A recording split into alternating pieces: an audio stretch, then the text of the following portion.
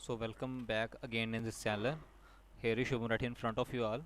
So आज हम बात करेंगे अपने टॉपिक के बारे में, हॉर्टिकल्चर टर्मिनोलॉजी। तो इसमें हम टेक्निकल टर्म्स के बारे में आज पढ़ेंगे हॉर्टिकल्चर की, क्योंकि चैप्टर को शुरू करने से पहले आपको थोड़ा सा नॉलेज होना चाहिए टेक्निकल टर्म्स जो होती हैं जो कि हॉर्टिकल्चर में यूज़ करी जाती हैं।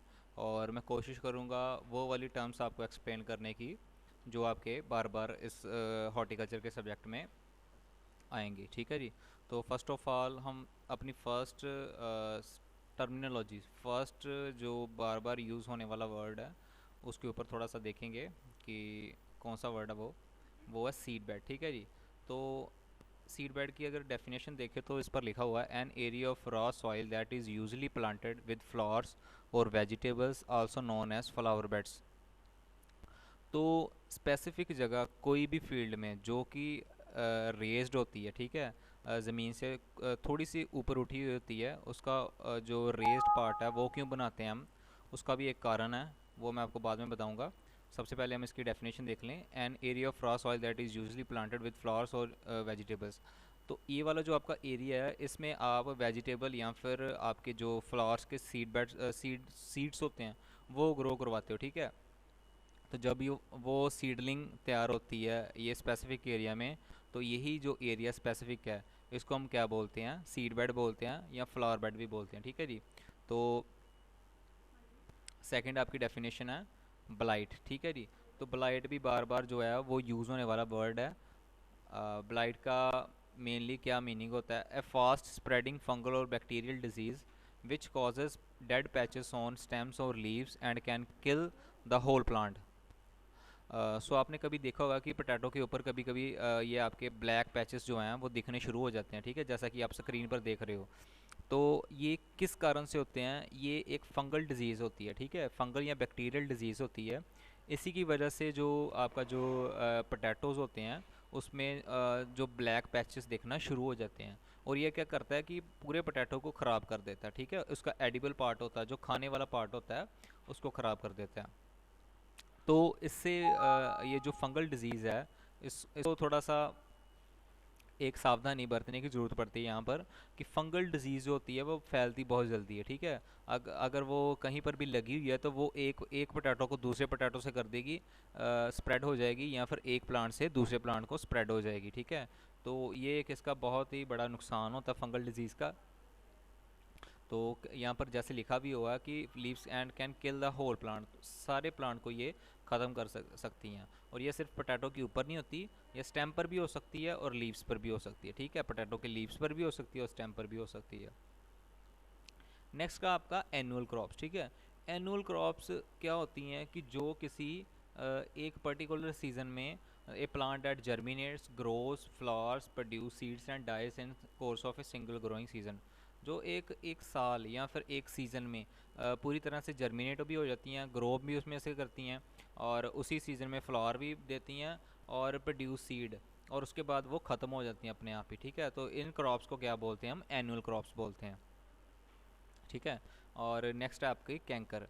कैंकर जो आपका मोस्टली यूज़ होने वाला हॉर्टिकल्चर में, ठीक है, जब आप डिजीज़ के बारे में स्टडी करोगे तो बार बार ये चीज़ आती है आपकी कैंकर डिजीज़। ठीक है, तो क्या होता है कैंकर डिजीज़ में, क्या होता है, a sunken lesion caused by the breakdown of tissues from the phloem and outwards.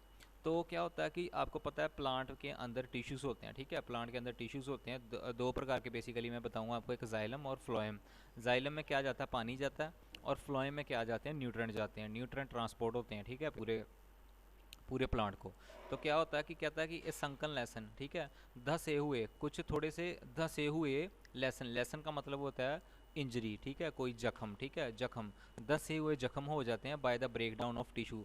तो ये टिश्यू के टूटने से ये जो डिजीज़ है वो होती है। ठीक है, तो आप जब छोटे थे तो आपने ये देखा होगा कि बच्चे स्कूल में जो ट्रीज़ के ऊपर ग्लू लगी होती थी ये उतार कर ले आते थे, अपनी ज्योमेट्री बॉक्स में रख लेते थे, तो फिर उसको बाद में यूज़ करते थे, या इसको उतार उतार के ऐसे ही टाइम पास करने के लिए खेलते रहते थे इस ग्लू से। ठीक है, तो ये जो बेसिकली ग्लू होती है ये एक प्रकार की बीमारी होती है एक प्लांट को, जिसको हम कैंकर बोलते हैं। ठीक है, कैंकर डिजीज़ बोलते हैं।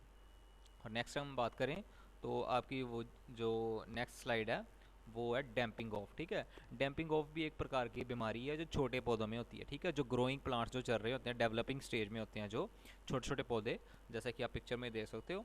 Death of a seedling by rot occurring, कहता है कि किसी सीडलिंग का, छोटे प्लांट का, सीडलिंग का डेथ हो जाना by rot occurring. Rot occurring का मतलब होता है ख़राब होना शुरू हो जाना, डिकेइंग होना शुरू हो जाना, या सड़ना शुरू हो जाना। इस चीज़ को बोलते हैं हम रोट अकरिंग बोलते हैं। When there is inadequate light, जब लाइट किसी पौधे को कम मिलती है, छोटे पौधे को कम मिलती है। एंड वेंटिलेशन, जब किसी छोटे पौधे को हवा कम मिलती है। As well as too much water and pathogen. और कभी कभी क्या होता है कि आप किसी पौधे को, छोटे पौधे को बहुत ज़्यादा पानी मात्रा में लगा देते हो और उसको पैथोजन कभी कभी लग जाते हैं। पैथोजन क्या होते हैं? डिजीज़ कॉजिंग बैक्टीरिया होते हैं। ठीक है, डिजीज़ कॉजिंग बैक्टीरिया जब लग जाते हैं तो क्या होता है, ये आपका जो छोटा पौधा होता है ये मरना स्टार्ट होता है, ये डिके होना स्टार्ट हो जाता है। ठीक है जी, तो इस बीमारी को क्या बोलते हैं हम? डैम्पिंग ऑफ बोलते हैं। ठीक है जी, तो नेक्स्ट स्लाइड पे जाते हैं। ड्रेनेज।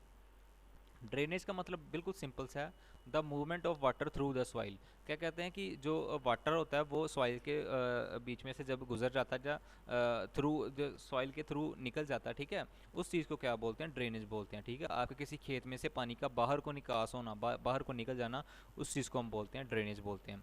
तो क्या होता है कि अगर ड्रेनेज अच्छी है, विद गुड ड्रेनेज, अगर ड्रेनेज अच्छी है, water disappear from the planting hole. अगर तो कहते हैं कि ड्रेनेज अच्छी है, ठीक है, तो क्या होता है कि पानी जो है वो मिट्टी से निकल जाता है in less than a few hours, बहुत ही कम समय में वो वहाँ से निकल जाएगा। ठीक है, if water remain standing overnight drainage is poor. कहते हैं कि अगर पानी जो है किसी मिट्टी पर पूरी रात खड़ा रहे, ठीक है, तो क्या होता है उस मिट्टी की ड्रेनेज कैपेसिटी है जो, वो क्या है, वो बहुत ही कमज़ोर है। ठीक है, वो बहुत ही ज़्यादा पुअर है। ठीक है, तो आप एक एक्सपेरिमेंट कर लेना घर पे, आप किसी मिट्टी पर थोड़ा सा पानी डालकर देखना, एक गिलास पानी डालकर देखना, अगर तो वो पानी नीचे चला गया, जल्दी से जल्दी पानी नीचे चला गया, ठीक है, तो क्या बोलेंगे हम कि पानी की जो मिट्टी की जो ड्रेनेज कैपेसिटी है वो बहुत ही ज़्यादा अच्छी है। अगर पानी वहाँ पर काफ़ी देर तक खड़ा रहा, ठीक है, तो उसको क्या बोलेंगे? ड्रेनेज कैपेसिटी पुअर है। तो पानी अगर ज़्यादा देर तक खड़ा रहेगा ना, तो बच्चे वो क्या करेगा, जो आपका प्लांट की रूट्स है ना, ये रूट्स इसको क्या कर देगा,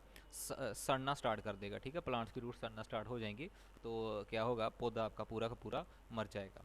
नेक्स्ट स्लाइड की तरफ हम बढ़ते हैं, और इसका आपका जो लिखा हुआ कंपोस्ट। ठीक है, कंपोस्ट बच्चे बहुत ही सिंपल सी चीज़ है कि vegetative matter decomposition, humus made by decomposition of vegetative matter. तो वेजिटेटिव मैटर में आपकी हर एक चीज़ आ जाती है, चाहे वो सड़े गले पत्ते हों, चाहे वो सड़ी गली सब्जियाँ हों, चाहे वो सड़े गले फ्रूट्स हों, आपके ट्रीज़ की शाखाएँ हों, टहनियाँ हों, ब्रांचेस हों, वो सभी चीज़ें किस में आ जाती हैं? वेजिटेटिव मैटर में आ जाती हैं। जब वो डिकम्पोज होती हैं, जब वो सड़ती हैं, ठीक है, तो उसकी वजह से क्या बनती है? ह्यूमस बनती है। तो ह्यूमस से हम इस चीज़ को बोलते हैं, ये जो ब्राउन ब्राउन सी मिट्टी बनती है ना, ठीक है, आपने कभी देखा होगा, ये ब्राउन ब्राउन सी मिट्टी होती है जिसको हम हैल बोलते हैं, पंजाबी में हैल बोलते हैं और हिंदी में रूढ़ी बोलते हैं। ठीक है, तो इस चीज़ को क्या बोलते हैं? हम पूरी चीज़ को बोलते हैं कंपोस्ट बन गई। ठीक है, खाद बन गई आपकी। ठीक है, नेक्स्ट आपका इंसेक्टिसाइड। तो इंसेक्टिसाइड क्या चीज़ है? एनीथिंग दैट किल इंसेक्ट, जो भी चीज़ जो इंसेक्ट को ख़त्म कर देती है, ठीक है, उस चीज़ को हम क्या बोलते हैं? इंसेक्टिसाइड बोलते हैं। इंसेक्ट को ख़त्म करना बहुत ही ज़रूरी होता है, क्योंकि इंसेक्ट ही होते हैं जो हमारी फसल को बर्बाद करते हैं। तो यहाँ पर एक मैंने आपको पिक्चर लगाई हुई है, जो मेलाथायोन है, ये क्या होती है? एक तरह की इंसेक्टिसाइड है जो छोटे छोटे कीड़ों को मार देती है। ठीक है जी, तो नेक्स्ट स्लाइड की तरफ जाते हैं। इरिगेशन, आपका जो इरिगेशन बहुत ही ज़्यादा टर्म जो है यूज़ होने वाली है, ठीक है, इस हॉर्टिकल्चर के पूरे चैप्टर में।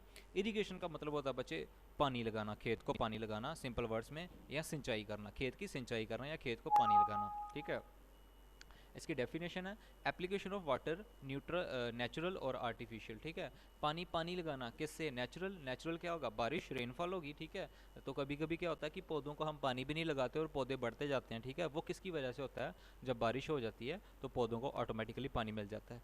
तो और आर्टिफिशियल, तो कभी कभी क्या होता है कि हम ये जो आप पिक्चर में देख सकते हो कि ट्यूबवेल में से पानी लगा रहा है वो आदमी अपनी खेत को, तो इस मेथड को क्या बोलते हैं? आर्टिफिशियल, जो कि आदमी अपने खेत को पानी लगाता है। ठीक है, तो आई होप बच्चे आपको लेक्चर समझ में आ गया अच्छे से, और चैनल को शेयर करें, सब्सक्राइब करें, लाइक करें। थैंक यू सो मच बच्चे।